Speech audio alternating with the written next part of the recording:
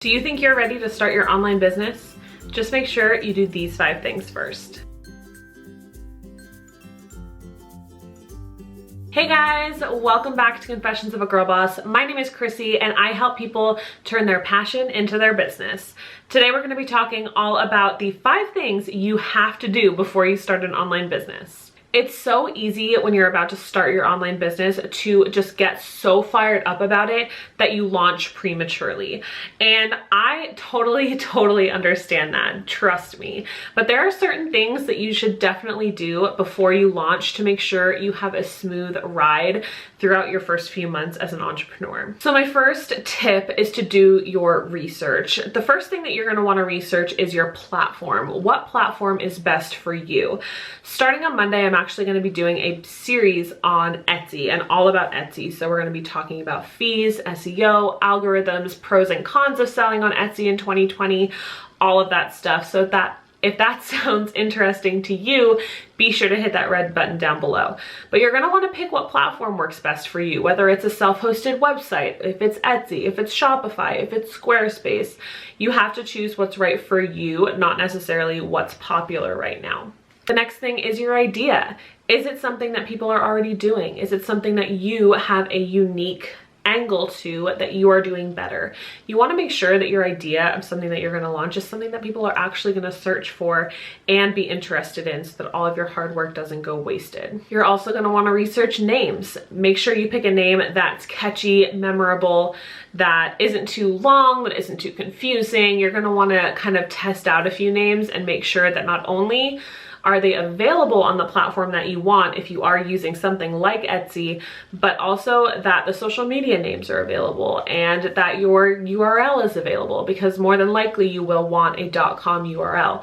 You're going to want to make sure all of those things. The last thing I would suggest researching is your materials and also the pricing of your products. So if you are selling a product that is physical, that you're making and sending to people, you want your quality to be top-notch from day one. Like, sure, you could get better at your craft, but the materials that you're using, you want them to be the best of the best because you want your clients to be impressed. Going on from that, you want to make sure that your pricing allows for changes and that your pricing is something that you want to stick to for a while. I find when I price a certain product, it's hard to increase the price of that product and get customers to understand the reasoning behind the increase of that product.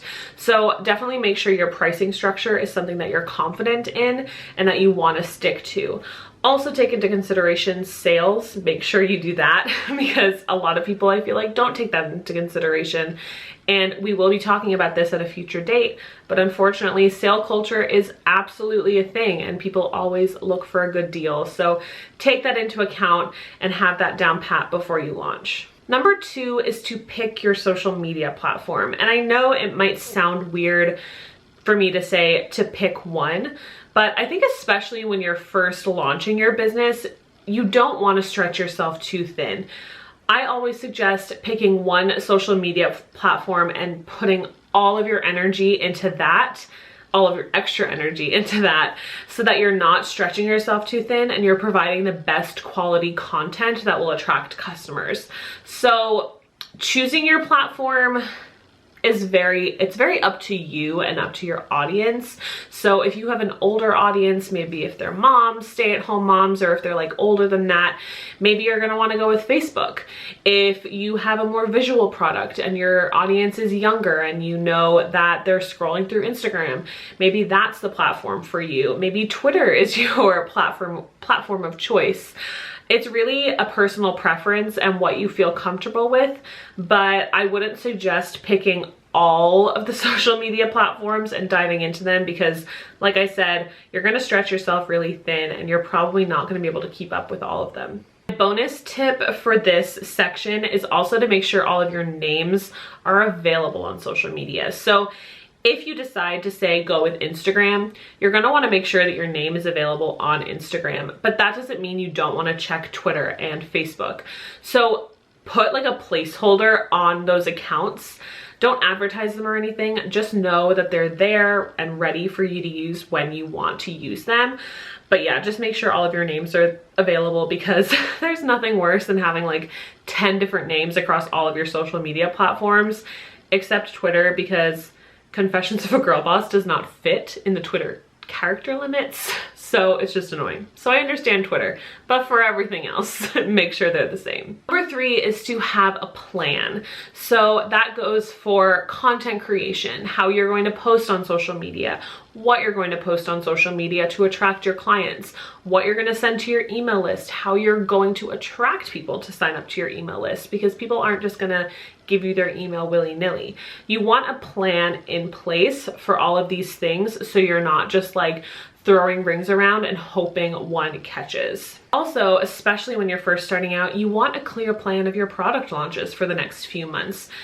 Yes, you want to see what your clients and your customers are kind of attracted to and what kind of resonates most with them, but you also want to have an idea in the back of your head of what you're bringing out next, when, and what's gonna like lead you up to that launch. Number 4 is branding. And when you first launch your business, you want your branding down pat. You want somebody to look at something, say a red flower. You want somebody to look at those red flowers and think of your business. You want somebody to be walking down the street and see pizza, for example, from my personal brand. You want somebody to see a really cool looking pizza and take a picture and send it to you because it made them think of you.